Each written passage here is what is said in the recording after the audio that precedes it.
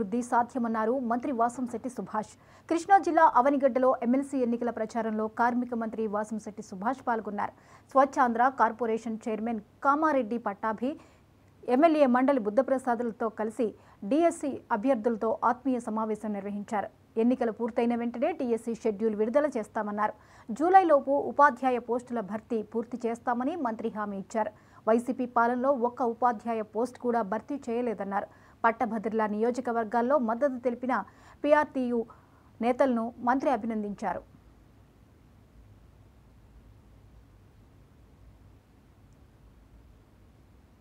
కూటమి కానీ వెలుగులోకి రాకపోతే మరో బీహార్ కన్నా దారుణమైన పరిస్థితిలో ఈ ఆంధ్ర రాష్ట్రం ఉండేది. ఏదేమైనప్పటికీ వెంటిలేటర్ మీద ఉన్న ఈ ఆంధ్ర రాష్ట్రాన్ని మరి ఊపిరి పీల్చుకునేలా చేసి ఇటు అభివృద్ధి సంక్షేమం అనేది విషయంలో ముందుకు తీసుకెళ్తూ రోడ్లు చూశారు. గత 5 ఏళ్ళలో ఎక్కడ రోడ్ల వైపు చూసినా దాఖలాలు లేవు.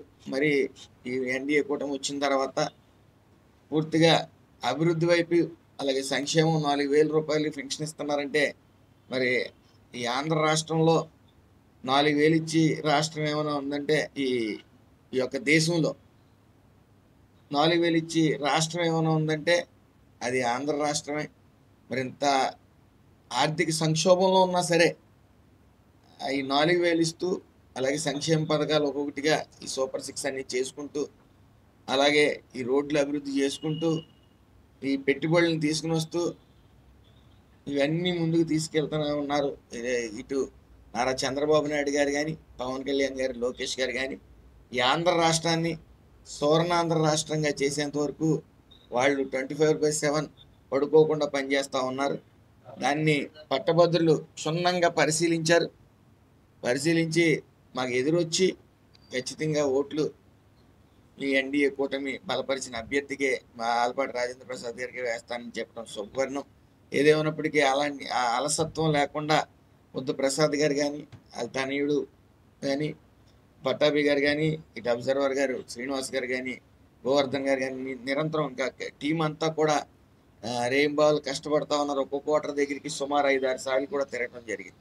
ఏదేమైనప్పటికీ ఏదైతే గత ప్రభుత్వంలో గత ఎలక్షన్స్లో 93% స్ట్రైక్ రేట్తో 164 సీట్లు కైవసం చేసుకున్నాం.